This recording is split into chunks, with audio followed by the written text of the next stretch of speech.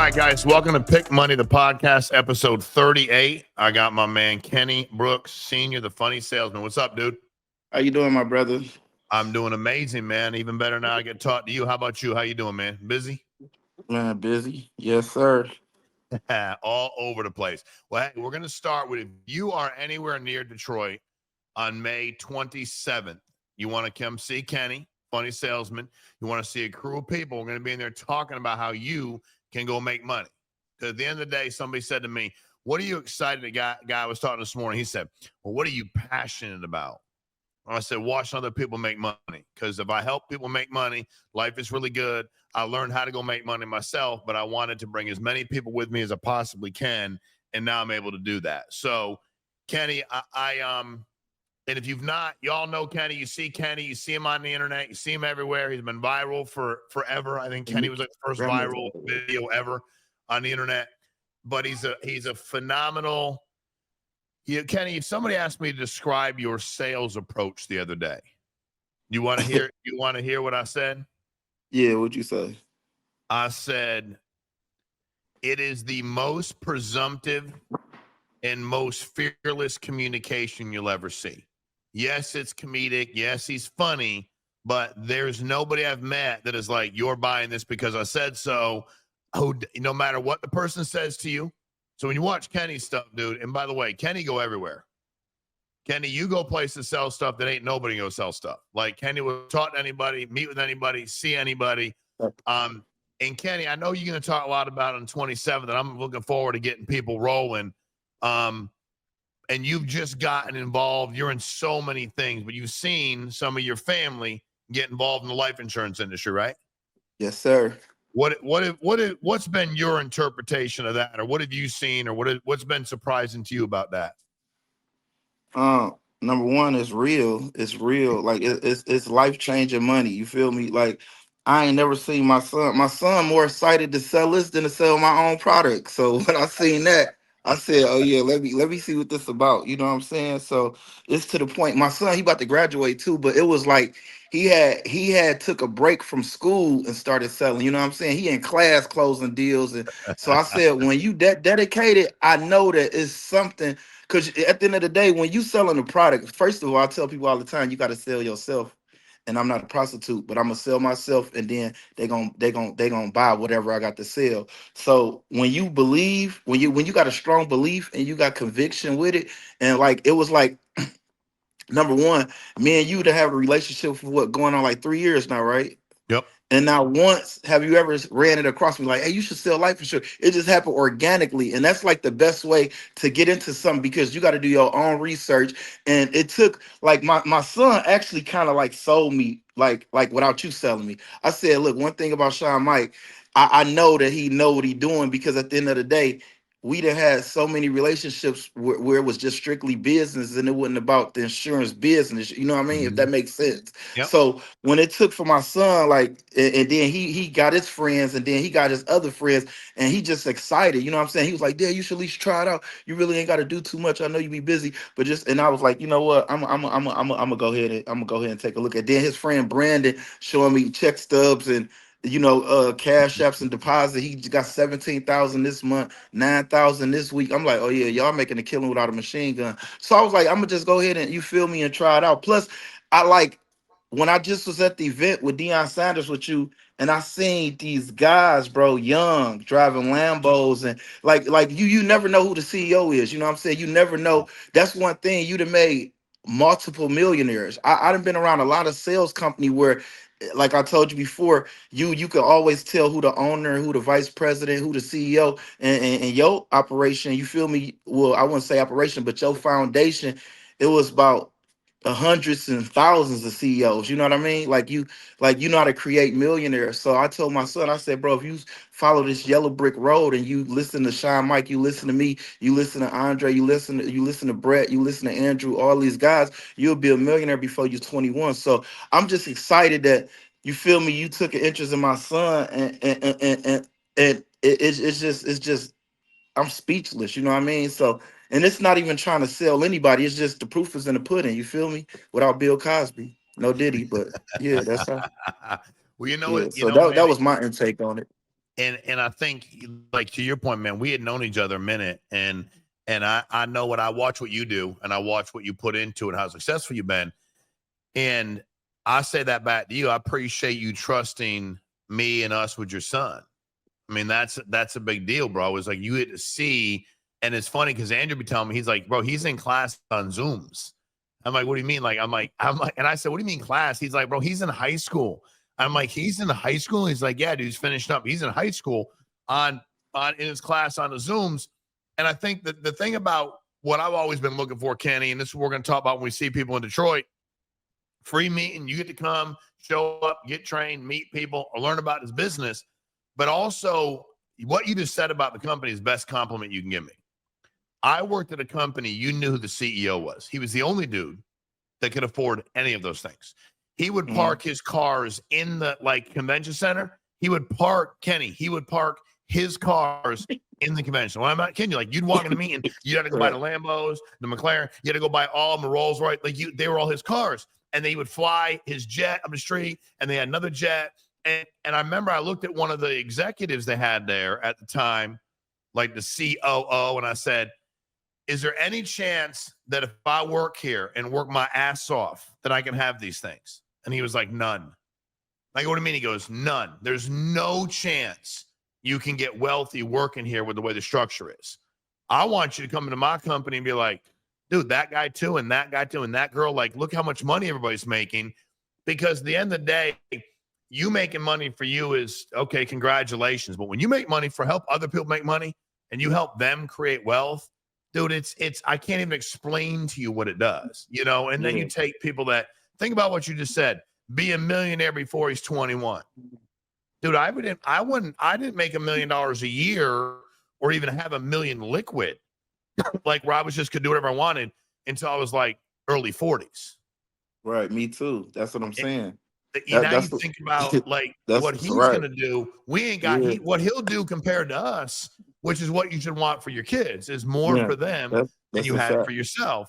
And I Right. think also he's to be commended, because I was just doing a podcast with Chris Carter, and Chris said, you know what I love about Shador? And I said, what's that? He said, he's a tough kid. And I said, yeah, Deion's kid's tough, bro. I mean, like, that offensive line he get hit a lot when he was at Colorado. Right. And he said, it's hard to be tough growing up in a 30,000 square foot house. And I was like, damn, think about it, man, what you had to go through and what I had, like, your son ain't got to go through what you went through. And that's good for him, but he still wants to grind. Yeah. What is you've seen some of the sales stuff that he's told you about the process.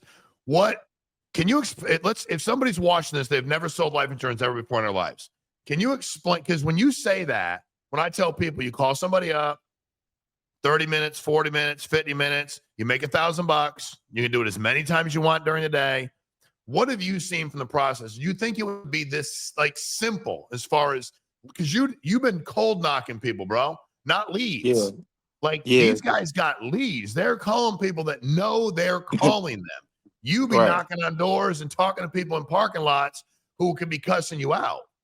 No, that's Explain to people the difference when you're looking at lead-based sales and what you've seen so far. Basically, lead-based sales basically is like a spoiled salesman to me. You feel me? Because I look at it as like how we was cold calling. We had to go find a customer. We had to go find a problem and then hopefully had a solution to the problem. Wherever there's a need, there's a treasure. But you on the other end, you giving out leads. You know what I'm saying? So it's like these people already, it's like we call them ducks. Like when I used to go door to door, we'd be like, man, we looking for that duck. What is a duck? Oh, that person that you knock on the door. Oh, you selling that cleaner? Oh, I've been waiting on you guys to come by. So it's like you giving people ducks. You giving people Daffy Ducks. You know what I'm saying?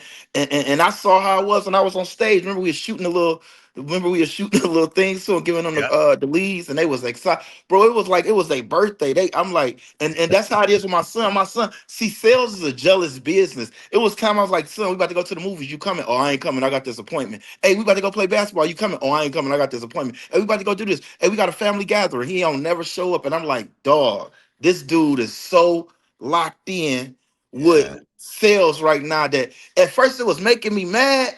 And I was mad as a father, but as a Yeah. businessman, I was excited. I Yeah. said, dog, this is something you can't even teach. You know what I'm saying? So Hmm. for those that's out there listening, if you got an opportunity like this, you feel me? This is a one in a million, like a Leah lifetime, because of an opportunity, because they don't make them like this no more. You feel me? Especially how we came up in the business. Yeah. Like it's sort of like cell phones and technology and social media handicap this generation, but that's how it is with leads kind of handicap that kind of the go-getter. This gonna separate the go-getters and the lazy people. You get what I'm, if that makes sense, Hmm. because Yep.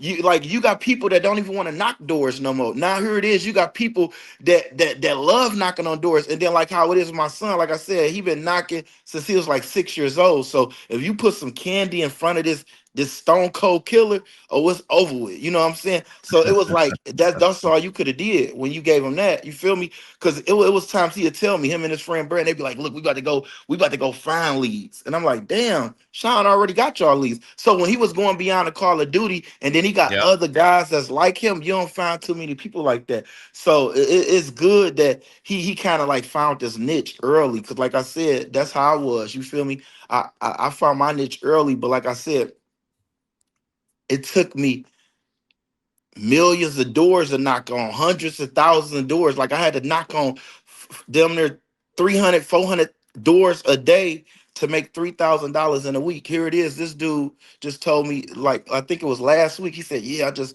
got a I think it's called policy, because he educated me. This my Yep. son, and he training me on the do's and the don'ts. And you Yep. can't do this, you could do this. Yeah, I got a policy. I had to sit with this lady for 2 hours. Yeah, she paying he was explaining to me how I go. Yeah, she paying like $300 a month, and I get like, and I was like, damn, that's crazy. He broke it down like a transmission, but you could tell he like all the way tuned in, because Yeah. like this was my son that I was thinking like, damn, I'm gonna get my lick back of him going to the NBA. But unfortunately, you feel me, that ain't happened. But he locked in with sales, and that's what I wanted him to be. I was like, bro, like anytime you got somebody that want to be like you, then that's a blessing. You feel me? Because you got some kids that don't even want to be like their parents. You feel what I'm saying?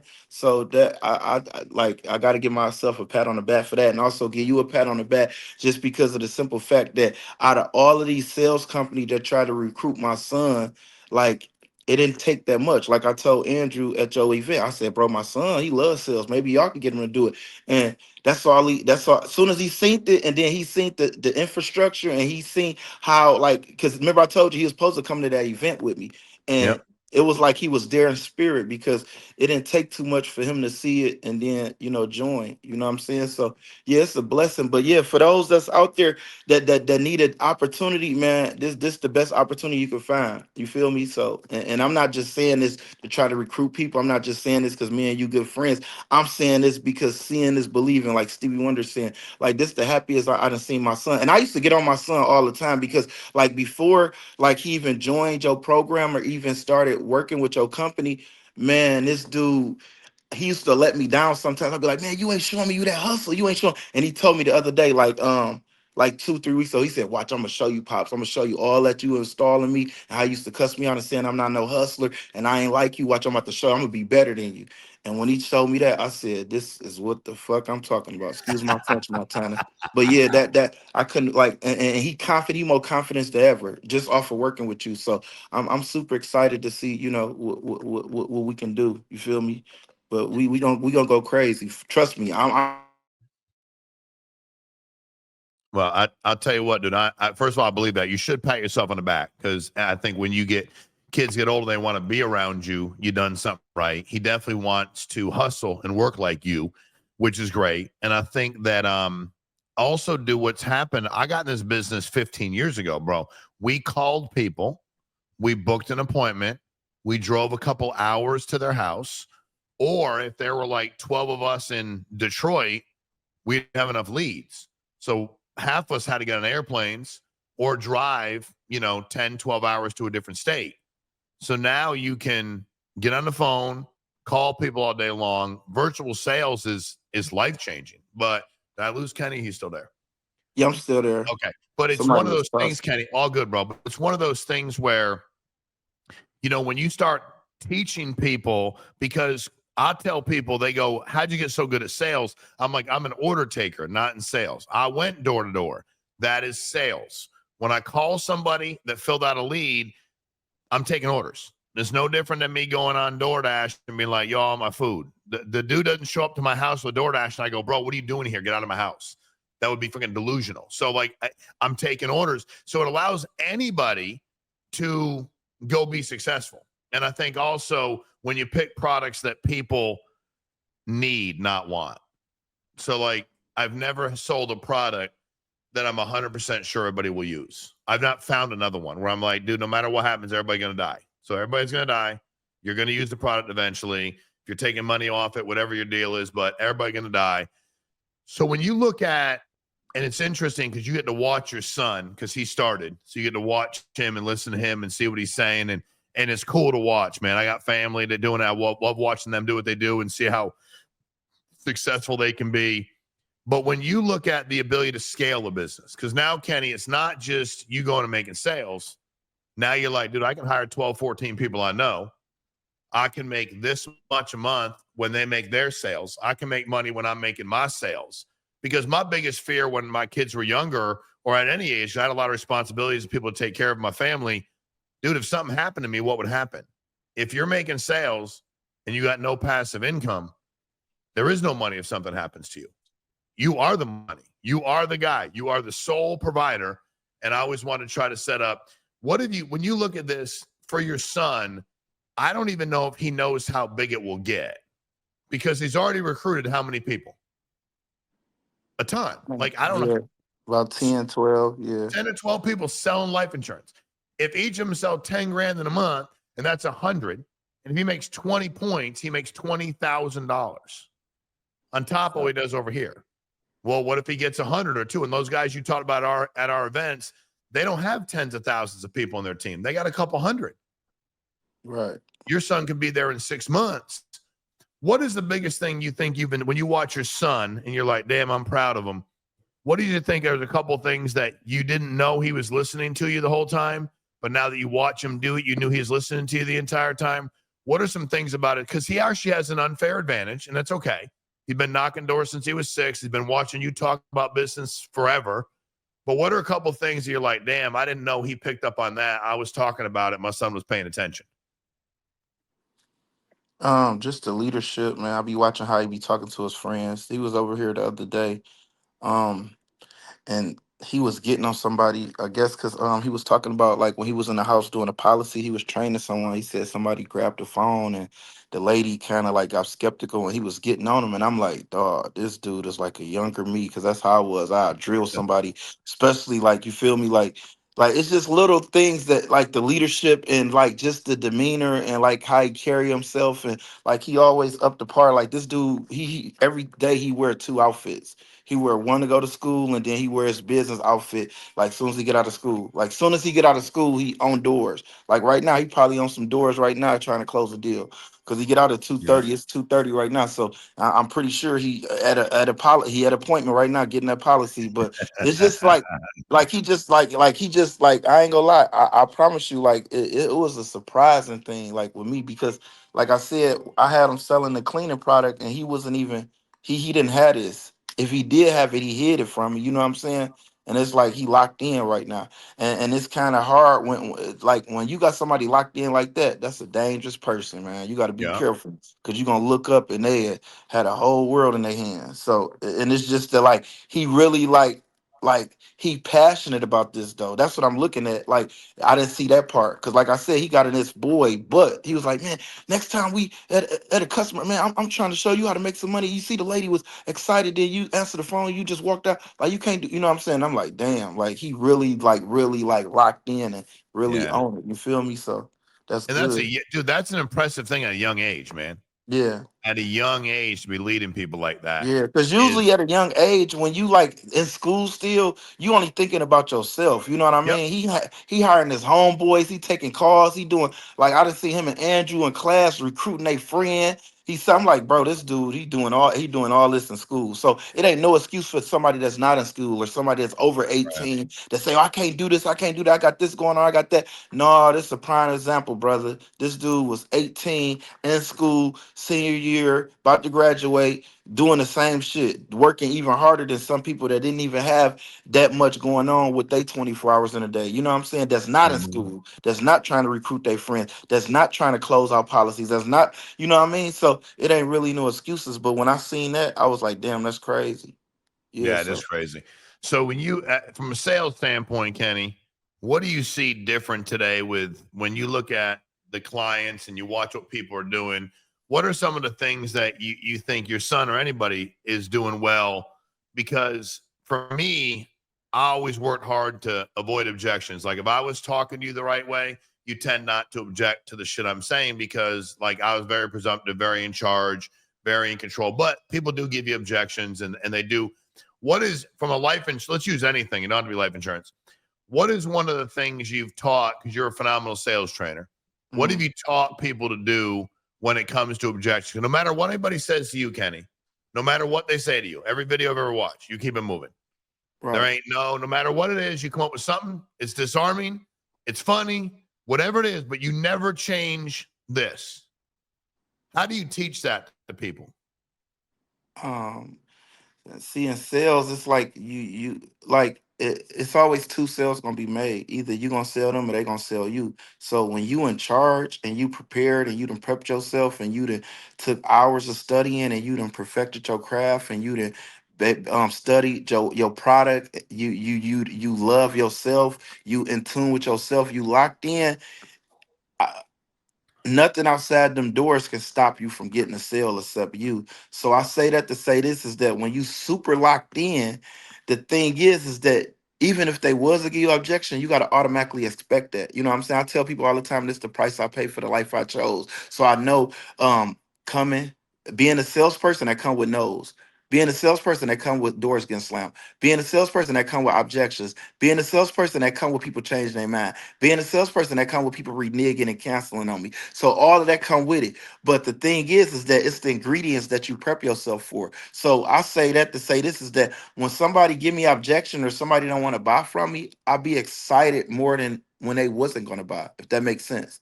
Oh, I'm not interested. Oh, I thought you never asked. I'm, can I just say one? You know what I'm saying? I'm flipping the script on them to make it seem like they looking at me like, damn, I just told this dude I'm not interested, and he got happy.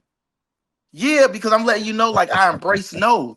I'm not interested. I Mhm. know exactly what you mean, but can I just say one thing with a smile, ear to ear? You know what I'm saying? I'm smiling even harder, like you just said. Yeah, because I'm using reverse psychology because I'm letting you know, like they've been telling me no all my life. So that no is like a yes to me. And then Mhm. no don't mean no. No mean KNOW. You don't know why you telling me no, because if you really wasn't interested, and that go for any type of sales, you know what I mean? But the thing is that I embrace no. A lot of people, they be excited, got the enthusiasm, and as soon as somebody say no, their enthusiasm go down. That's when they got you. When you hit me with objection or you change your mind on me or you, now it's my job. This is when a sales start. People forget that. See, people think that, oh, I'm a salesman that come with a sale. No, now you got to put the work in. Like Zig Ziglar said, as soon as a person get a job, they quit looking for work. No, that's when the sales starts. As soon as you tell me no, it's over with. Now I'm about to show you what I'm capable of doing. Now I'm about to show you why I'm the greatest salesperson in the world. Now I'm about to show you why I'm the best. Now I'm about to show you why you ain't gonna get over on me. Now I'm about to show you why it took uh dreams, wants, needs, desires, staying up to get where I'm at today, because you ain't just about to tell me anything and then I just believe it. Especially when I know you already want it, because the eyes the window to the soul. You know what I'm saying? Sometimes they just hit you with that to see what you're gonna do.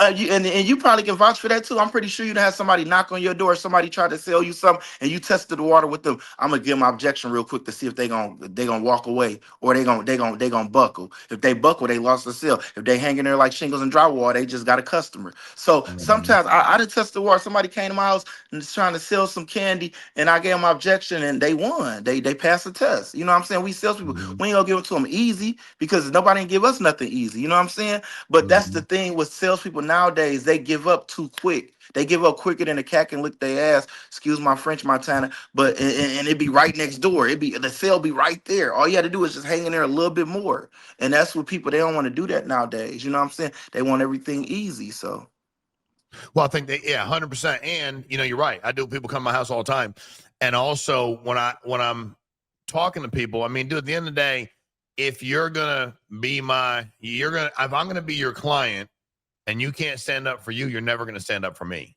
So I'm out. Like, I'm not mad at you, but if you won't stand up for you, and you're the most important person in your life, you sure as hell ain't gonna stand up for me. So why do I That's a want to be fact. with someone? Why do I want to give you any control, influence, where I put my family, whatever the service is? Why would I choose you? I can choose the guy that doesn't buckle, as you said, when I go ahead and ask him a question, don't have a panic attack. Because at the end of the day, Yeah. I'm just doing, hey, we're taught to sell. Every damn person in America is taught not to buy. There's somebody, their aunt, their uncle, their grandparents, like, you need to say this. Tell me this looking. Don't say that. They don't trust them. Da, da, da. And at the end of the day, when they don't get you to move, you're like, yeah, man, I was hoping you were going to ask her. Of course, that's why I'm here. Yeah, I understand exactly what you're saying, but boom, boom, boom, boom. It's a home run, dude. And I can't wait to be with you in Detroit on the 27th. It's going to be an unbelievable day. We're going to pack the house. You don't want to miss Funny Salesman. You don't want to see Kenny Sr. You don't want to miss Kenny Jr. walking around there selling either. You don't want to miss that 18-year-old, bro. He's a monster. That dude is unbelievable. And Kenny, I'm excited about what the future looks like for your family and everything you're doing already. You're crushing it. But it's cool to watch your son find his line in life too right now and his niche. Yeah, And no, it's a blessing, truly, for sure. yeah, man, it's you've earned every bit of it. You should pat yourself on the back, bro. And I got nothing but love and respect for you. And I can't wait to see you in Detroit, dude. Me too, my brother. Appreciate you for everything. Appreciate y'all. We'll put all the information, address, right, at time, everything in here. Y'all know where to go. You can find Kenny. You can find me. You can find everything. Got podcast. Like, subscribe, share. And Kenny, love you, man. See you soon, Bo. All right, love you, my brother. Appreciate you.